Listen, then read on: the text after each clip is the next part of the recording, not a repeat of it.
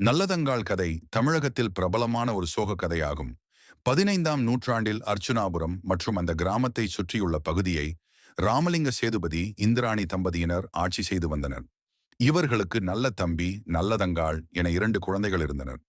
இவர்கள் தாய், தந்தையை இளம் வயதிலேயே இழந்தனர். இருந்த போதிலும் அந்த பகுதியை ஆட்சி செய்து வந்த நல்லதம்பி தன் தங்கை நல்லதங்காளை சீராட்டி வளர்த்து தற்போதைய சிவகங்கை மாவட்டத்தில் உள்ள மானாமதுரையில் வாழ்ந்த ராஜவம்சத்தைச் சேர்ந்த காசிராஜா என்பவருக்கு திருமணம் செய்து கொடுத்தார். திருமணமான இளம் வயதிலேயே நல்ல தங்காள் 7 குழந்தைகளுக்கு தாயானாள். இதில் 4 ஆண் குழந்தைகள், 3 பெண் குழந்தைகள்.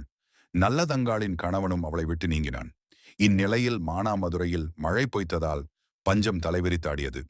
தொடர்ந்து 12 ஆண்டுகள் மழையே இல்லை. உண்ண உணவு இன்றி மக்கள் பலரும் மாண்டனர். நல்ல தங்காள் குடும்பமும் அந்நிலைக்கு ஆளானது. அவள் அண்ணன் கொடுத்தனுப்பிய சீதனப் பொருட்களை ஒவ்வொன்றாக விற்றாள். ஒரு கட்டத்தில் வீட்டில் எதுவுமே இல்லை என்ற நிலை வந்தது. சாப்பாட்டிற்கும் வழியில்லாமல் போனது. மனமுடைந்த நல்ல தங்காள் தன் 7 குழந்தைகளையும் அழைத்துக் கொண்டு தான் பிறந்த அர்ச்சுனாபுரம் கிராமத்துக்கு வந்தாள். அப்போது அவளது அண்ணன் நல்லதம்பி வேட்டையாட காட்டுக்கு சென்றிருந்தார். அண்ணன் வரும் வரை அரண்மனையில் தங்கியிருக்கலாம் என்று எண்ணிய நல்ல தங்காள் அங்கு சென்றாள். ஆனால் நல்ல தம்பியின் மனைவி மூலியலங்காரியோ பல நாட்கள் பட்டினி கிடந்த நல்லதங்காளையும் அவளது பிள்ளைகளையும் உண்ண உணவு கூட கொடுக்காமல் அரண்மனையை விட்டே துரத்தினாள். மூலியலங்காரியின் கடும் சொற்களால் மனமுடைந்த நல்லதங்காள் குழந்தைகளுடன் வந்த வழியே திரும்பினாள். எந்த உதவியும் இல்லாமல் இப்படி பரிதாப நிலைக்கு ஆளாகிவிட்டேனே. இனி யாரை நம்பி நான் வாழப்போகிறேன்? என் பிள்ளைகள் எப்படி வாழப்போகிறார்கள் என்று பலவாறு யோசித்தாள்.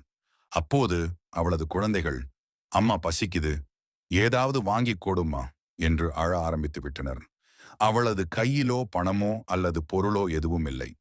குழந்தைகளின் பசியை போக்க வழி தெரியாமல் தவித்த அவளுக்கு அங்கிருந்த ஒரு பாழடைந்த கிணறு கண்ணில் பட்டது. நேராக குழந்தைகளை அழைத்துக் கொண்டு அங்கு சென்றாள். பசியால் துடித்து அழுத குழந்தைகளை ஒவ்வொன்றாக கிணற்றுக்குள் தூக்கி போட்டாள். 7 குழந்தைகளையும் கிணற்றில் தூக்கி போட்டு கொன்ற பிறகு தானும் அதே கிணற்றுக்குள் விழுந்து தற்கொலை செய்து கொண்டாள். மனைவியின் உதாசீனத்தால் தனது தங்கை பிள்ளைகளுடன் தற்கொலை செய்து கொண்டதை அறிந்த நல்லதம்பி துடிதுடித்தான்.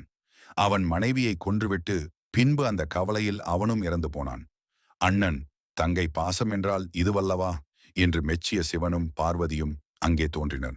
தற்கொலை செய்த நல்லதங்காள் அவளது பிள்ளைகளை உயிர் பெறச் செய்ததோடு நல்ல தம்பியையும் உயிர்ப்பித்தனர்.